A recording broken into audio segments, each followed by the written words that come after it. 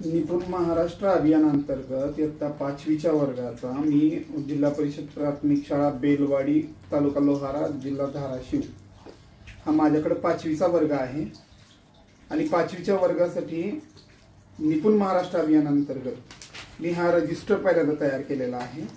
त्या पहिल्या पेजवर कौशल्य दिलेली आहेत, वाचन, लेखन, संख्याज्ञान आणि संख्यावरील क्रिया आणि त्यांचे एकूण स्तर सांगितलेले आहे। वाचनाचे 15, लेखनाचे 18, संख्याज्ञानाचे 20 आणि संख्यावरील क्रियाचे 29। दुसऱ्या पानावर मी कौशल्य, वाचनाचे कौशल्य, त्यानंतर अपेक्षित अध्ययन क्षमता आणि अध्ययनाचे स्तर हे लिहून काढलेले आहेत आणि त्यानंतर कौशल्य लेखन याचे स्तर मी लिहून काढलेले आहेत। पुन्हा कौशल्य संख्याज्ञान त्याचे सुद्धा स्तर लिहून काढले आणि त्यानंतर कौशल्य संख्यावरील क्रिया आणि त्याचे स्तर लिहून काढले। त्यानंतरच्या पानावर दिनांक 6 मार्च 2025 ची अध्ययन क्षमतेची पडताळणीची मी चार्ट तयार केला विद्यार्थ्यांचा।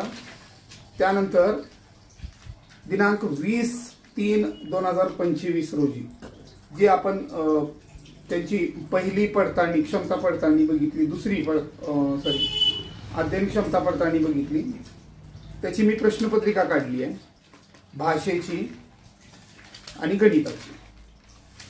त्यानंतर त्या क्षमतेमध्ये अध्ययन क्षमतेची पडताळणी त्याचं चार्ट तयार केलाय मी विद्यार्थ्यांचा, हे 20/3/2025 च्या बेसवर।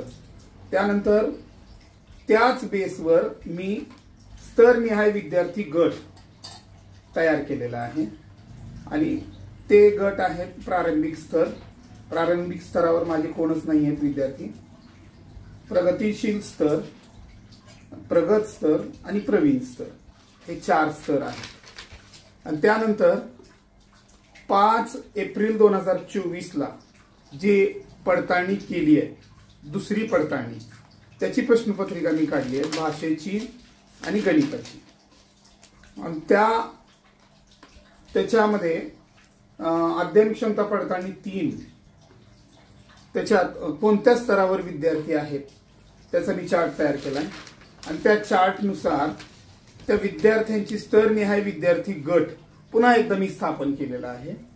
प्रारंभिक स्तरामध्ये कोणच नाही, प्रगतीशील स्तरामध्ये 3, प्रगत स्तरामध्ये 3 आणि प्रवीण स्तरामध्ये 3। त्यानंतर मी काही फाईल मेंटेन केलेल्या आहेत। त्या फाईल मध्ये पहिली फाईल आहे निपुण महाराष्ट्र अंतर्गत जो GR आहे 5 मार्चचा, तो GR ची एक फाईल तयार केलेली आहे। त्याच्यात जे महत्वाचे मुद्दे आहेत त्याला मी अधोरेखित केलेले आहेत। त्यानंतर दुसरी फाईल आहे हे विद्यार्थ्यांची अध्ययन क्षमता पडताळणी, त्याच्यात पहिली परीक्षा, दुसरी परीक्षा, 20 मार्चची परीक्षा, पुन्हा 5 एप्रिलची परीक्षा, अशा परीक्षेची एक फाईल तयार केलेली आहे।